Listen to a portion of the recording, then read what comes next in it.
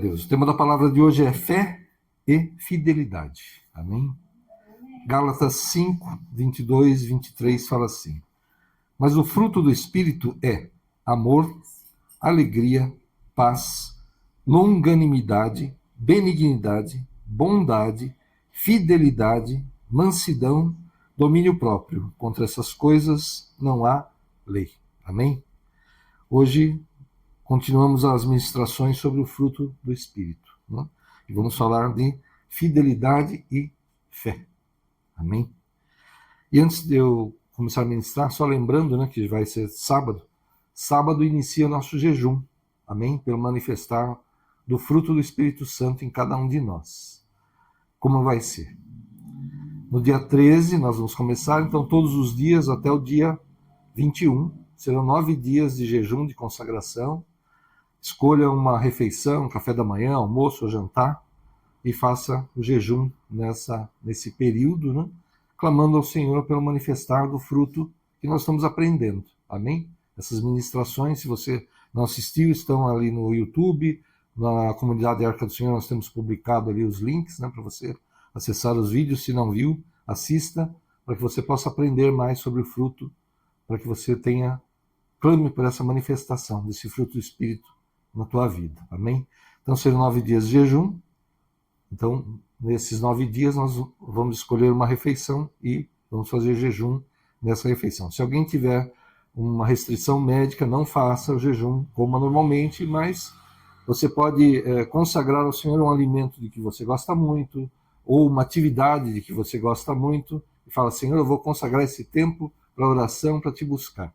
Ao invés de fazer isso, eu vou te buscar. Mas quem puder, escolha uma das refeições e faça isso durante esses 9 dias. São 9 partes do fruto, por isso 9 dias de jejum. E no dia 21 nós vamos fazer o último dia de jejum, teremos também a ministração da palavra. E o culto de Natal será dia 21 também. Então, algumas versões, né, trazem nesses versículos, ao invés de fidelidade, né, em vez de fidelidade, traz fé. Mas a palavra no original, que é grego, né, o Novo Testamento foi escrito em grego, a palavra que é usada ali nesse lugar de fé, né, ou fidelidade, é a mesma. Essa palavra significa as duas coisas. Por isso, não estranhe se você numa Bíblia, numa versão, ler fidelidade aqui ou fé.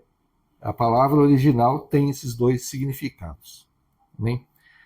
E conforme o dicionário Priberan, fidelidade, qualidade de fiel, fé, lealdade. Então, fidelidade aqui tem como sinônimo fé.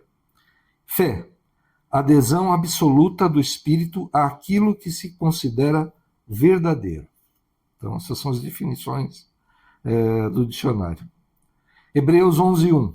Ora, a fé é a certeza de coisas que se esperam, e a convicção de fatos que não se veem. Certeza e convicção.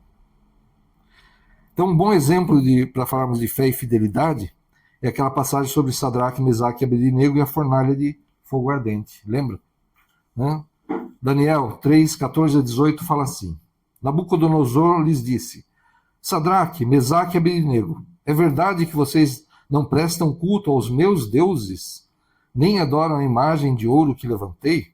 Agora, pois, se estão prontos, quando ouvirem o som da trombeta, da flauta, da cítara, da harpa, da lira, da gaita de foles, prostrem-se e adorem a imagem que eu fiz. Mas se não adorarem, serão no mesmo instante lançados na fornalha de fogo ardente.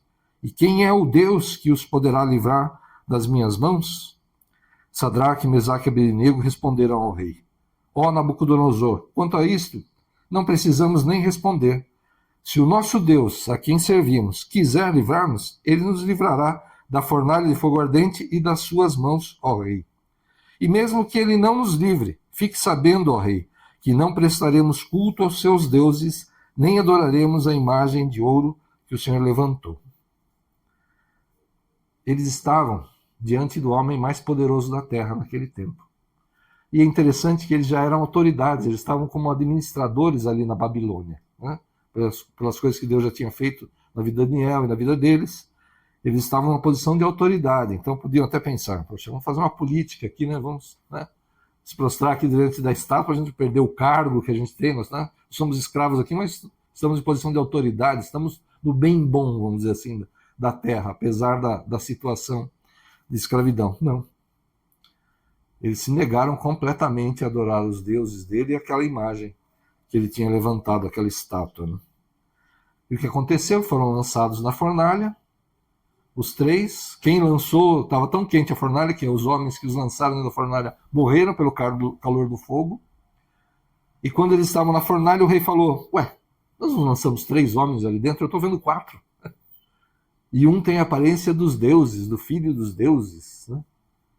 Aí Nabucodonosor vai lá, chama os 3 para fora, eles saem nem chamuscado, nem cheiro de fumaça, nada tinha neles. Aí Nabucodonosor muda, né? Ele decreta que o Deus de Sadraque, Mesaque e Abednego era o Deus verdadeiro. Então, eles não se curvaram, não, mesmo diante da morte. Né? E é interessante como eles falam, né? Se Deus quiser nos livrar, ele nos livrará. Mas se ele nos livrar, tanto faz. A gente morre aqui, mas nós não vamos nos dobrar a essa estátua, nem vamos adorar os seus deuses. A gente continua fiel. Nós temos fé em Deus e a nossa fidelidade não será mudada. Nós continuamos fiéis ao Senhor. Deus é fiel e nós precisamos ser fiéis a Ele também.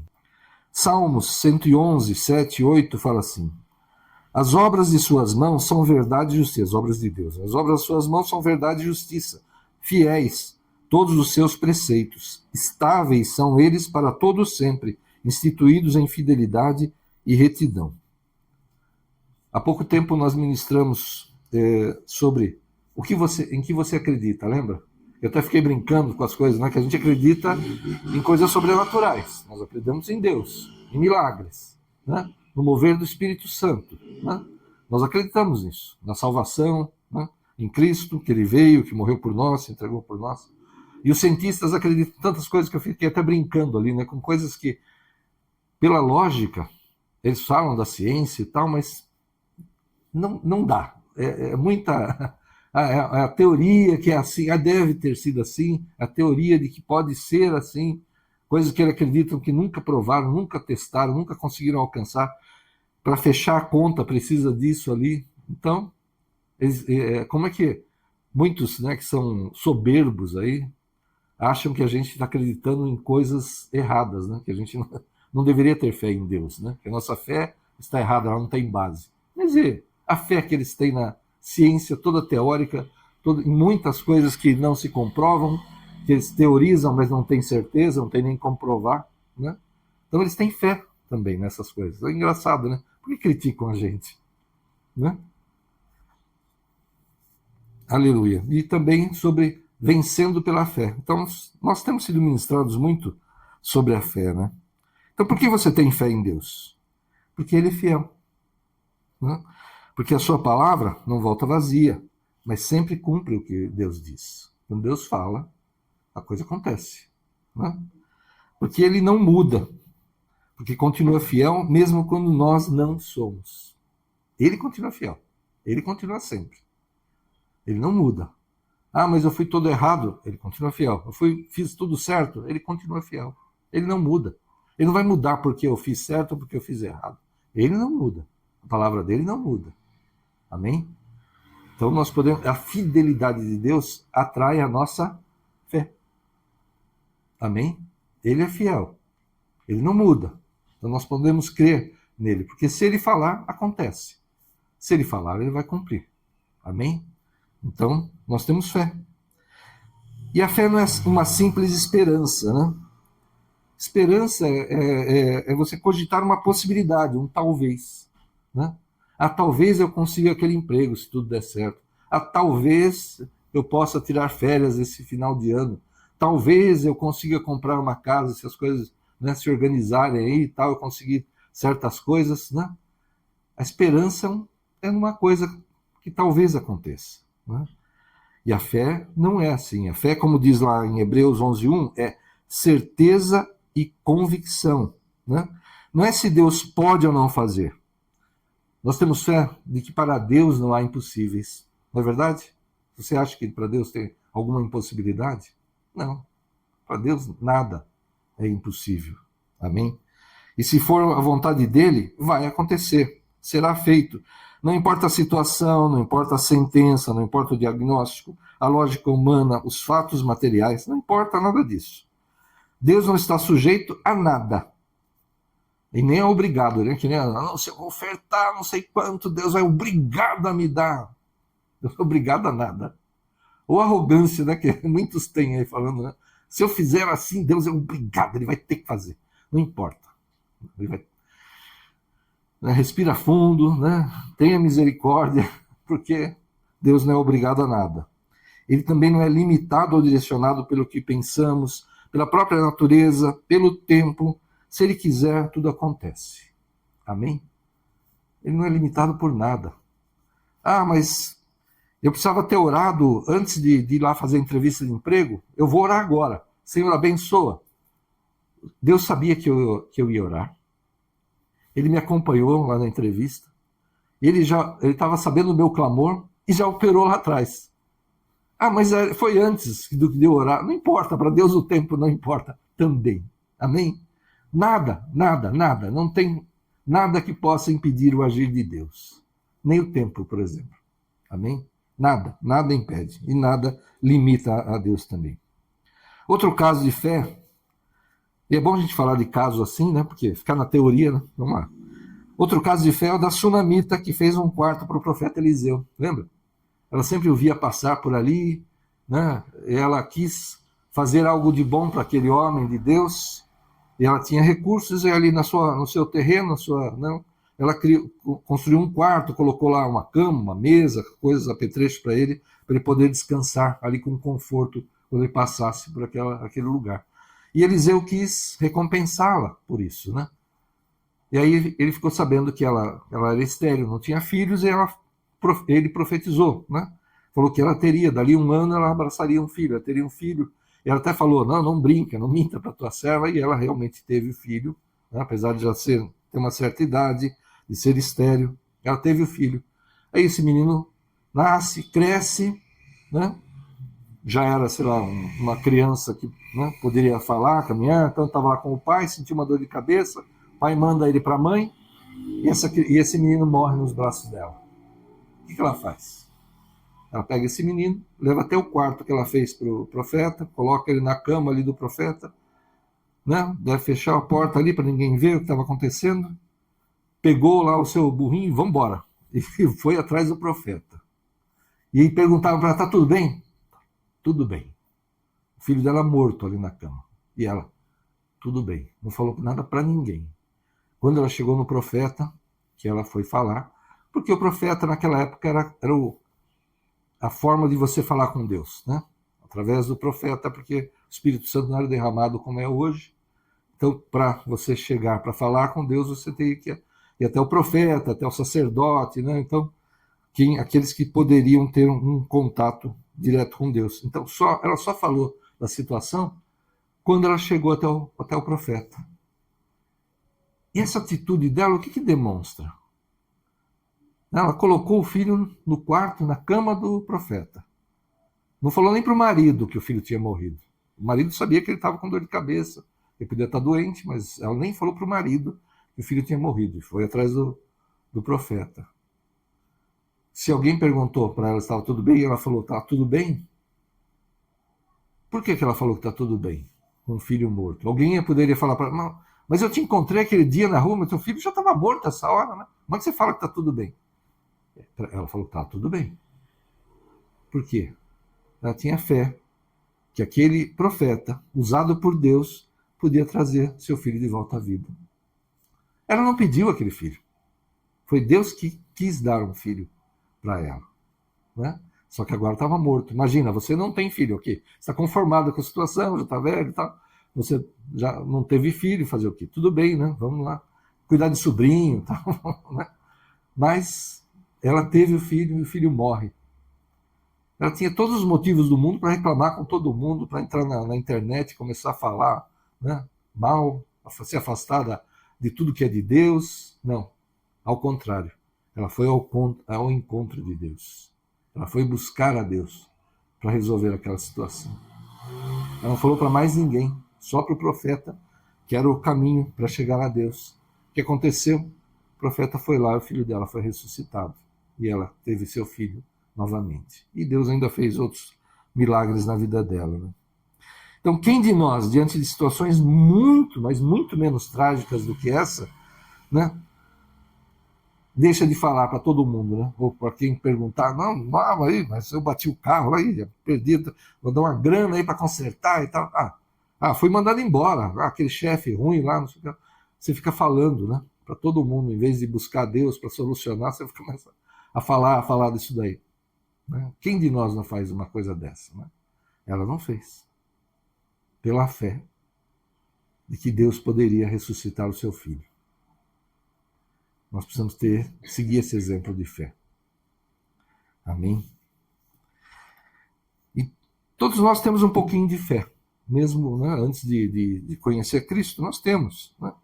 Eu, por exemplo, sentia um vazio. Né? Como muita gente fala, tem um buraco no peito aqui. Faltava alguma coisa. Às vezes você nem sabe exatamente o que é. Mas eu buscava Deus mesmo. De forma errada, né? Longe do Evangelho, com certeza. Mas eu tinha sede de Deus. Né? E muitas pessoas talvez tenham essa sede, esse desejo, sem até saber que é isso que está faltando na vida delas. Então, você tem fé? Tem, um pouco. Você recebe a palavra, Deus te toca, o Espírito Santo te toca e você recebe a Cristo como Senhor e Salvador. Você precisa de fé para isso. Precisa crer nele. Amém? Só que, o que acontece? Depois, nós recebemos a fé que é dom de Deus. Porque a fé é dom de Deus também. Né? Então, quando você é fraco, aí você não conseguir nem orar, você está desesperado numa situação e você não consegue, né,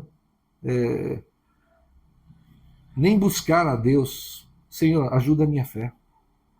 Pede para Deus ajudar a tua fé. Como aquele pai que levou o filho, né? Jesus estava orando, ele levou o filho, os discípulos de Jesus, né? Que o filho provavelmente tinha epilepsia, ele caía, né, em qualquer lugar, então na água, no fogo, né? E os discípulos oraram e não conseguiram expulsar aquele demônio, aquela enfermidade. Quando Jesus chegou, aquele pai pediu ajuda para a sua fé. E Jesus curou aquele menino, expulsou aquela enfermidade, aquele demônio. E Jesus falou que tem certas castas que só saem com jejum e oração. Mas o interessante aí, além disso, né, desse detalhe, né, com jejum e oração, é que aquele pai pediu ajuda para a sua fé. Ele sentia que ele não tinha fé suficiente para acreditar que seu filho podia ser recuperado, ser curado, liberto.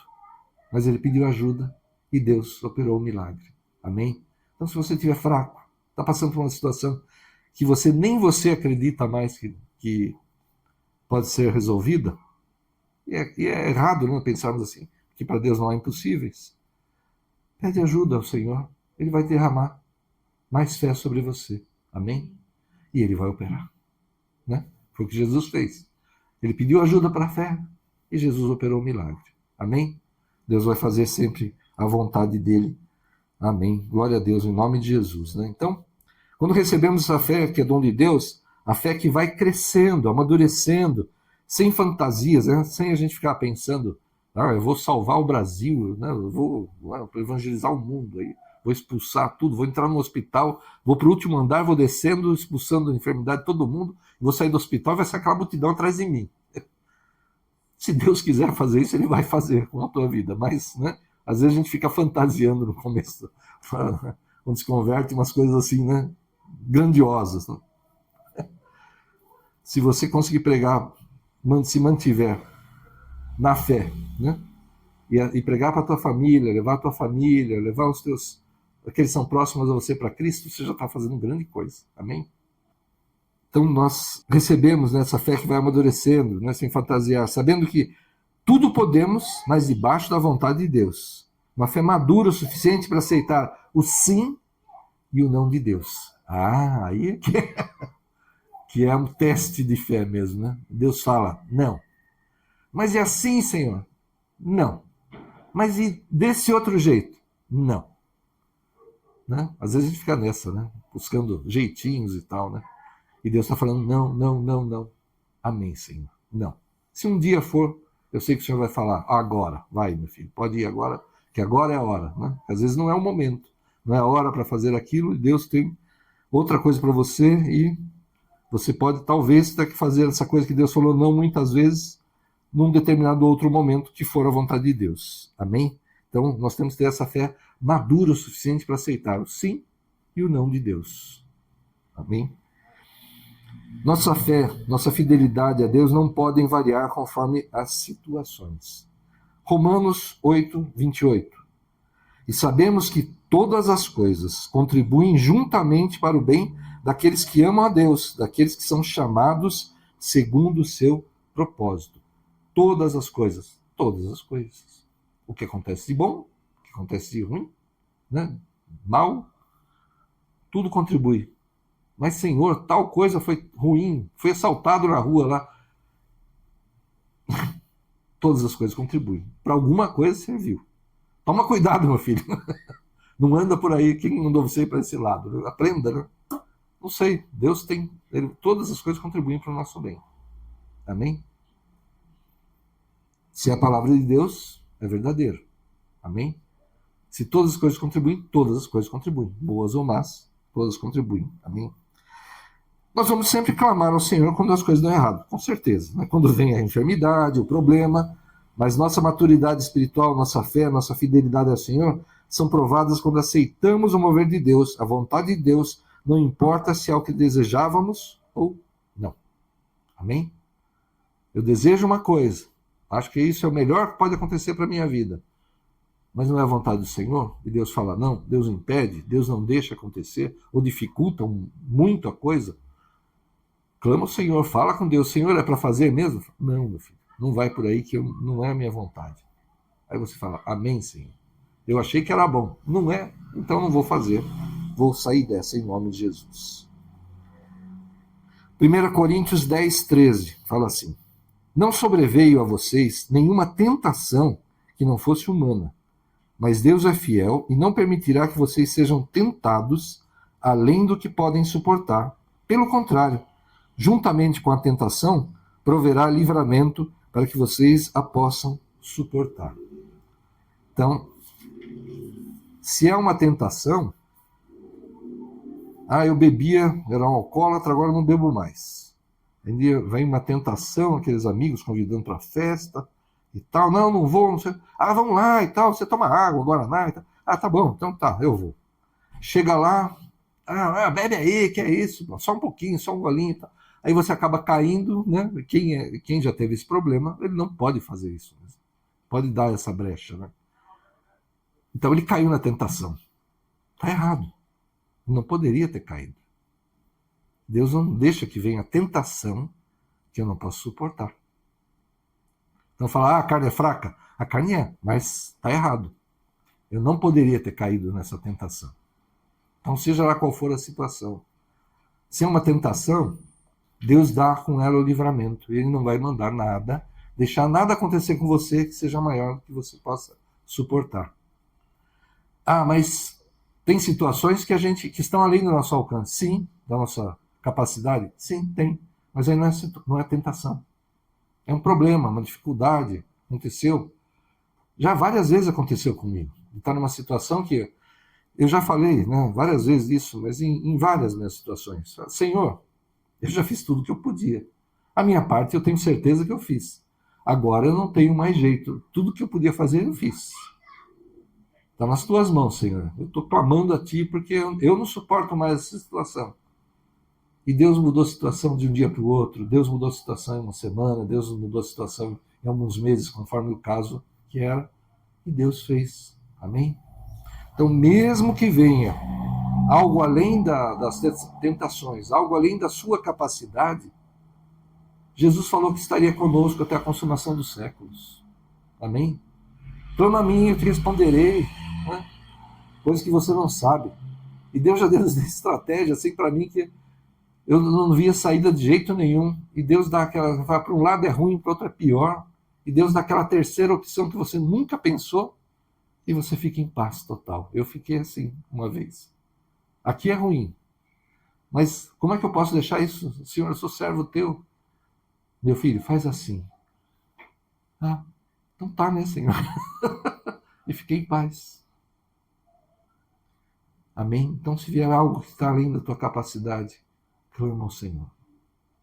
Ele é fiel e justo para te socorrer. Ele fala, clama a mim e eu te responderei.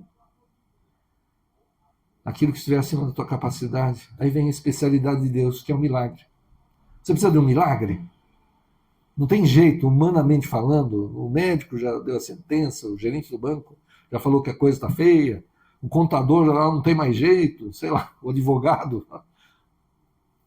Clama a Deus. Ele muda a lei, ele muda situações, inclina o coração de pessoas para te ajudar, abre portas, fecha portas. O que precisa ser atrasado, ele atrasa, o que precisa adiantar, ele adianta. Coloca nas mãos do Senhor. Amém? Em nome de Jesus. Então, faz a tua parte. O milagre é com Deus. E Ele sempre está pronto para nos livrar e nos dar a vitória em nome de Jesus. Amém? Essa é a palavra. Vamos orar. Feche os teus olhos. Aleluia. Aleluia, Senhor, em nome de Jesus. Nós te pedimos perdão, Senhor. Quando, diante de situações, às vezes muito simples, Senhor, tão inferiores, tão menos drásticas do que as que teus servos passaram, Senhor. E nós caímos, Senhor. Caímos na tentação, não confiamos em Ti para dar a solução para os problemas, Senhor. Perdoa, Pai, perdoa. Ajuda a nossa fé, Senhor. Derrama desse dom, Senhor, sobre cada um de nós, sobre toda a Tua igreja, Senhor. Que mesmo em situações difíceis, nós possamos dizer, está tudo bem, porque Deus é fiel, porque Deus é comigo, porque a vontade dele é boa, perfeita e agradável. E nessa situação, não importa o que aconteça, se sim ou não, o que ele fizer será bom, perfeito e agradável em nome de Jesus. Perdoa-nos, Senhor, quando não acreditamos nisso, Senhor. Ajuda a nossa fé. Transforma nossas mentes, nossos corações, Senhor. Que essa parte do fruto se manifeste também em nós, Senhor. E que as pessoas do mundo, aqueles que nos cercam, Senhor, possam ver essa característica em nós, essa fé, essa paz, essa tranquilidade, Senhor, diante de situações difíceis, Senhor. Porque nós sabemos que o que o Senhor fizer será bem feito. Será no tempo certo, da forma certa. E aquilo que é a tua vontade, não importa a situação, é bom, perfeito e agradável. Nós tomamos posse disso, Senhor. Da tua vontade sendo realizada em nossas vidas e através das nossas vidas, Senhor. Ajuda a nossa fé, Senhor, em nome de Jesus. Toca os nossos lábios, Senhor. Que nunca deles saia murmuração ou reclamação, Senhor. Mas saiam a profecia. Vamos profetizar a vitória. Vamos profetizar a transformação da situação. Vamos profetizar principalmente que seja feita a tua vontade e não a nossa. Que seja feita no teu tempo e não no nosso. Na tua justiça e não a justiça humana, Senhor. Sempre, Pai, em nome de Jesus. Aleluia. Vai, debaixo dessa unção de fé, de crer mesmo que o Senhor é por você. E nada vai te tocar, mesmo que você ande pelo vale da sombra da morte. Muitos podem cair de um lado, outros podem cair de outro. Você não será atingido, porque o Senhor é contigo. Vai debaixo dessa unção de fé. Vai em nome do Pai, do Filho e do Espírito Santo de Deus. Amém. Glória a Deus. Que Deus abençoe a todos. Aleluia.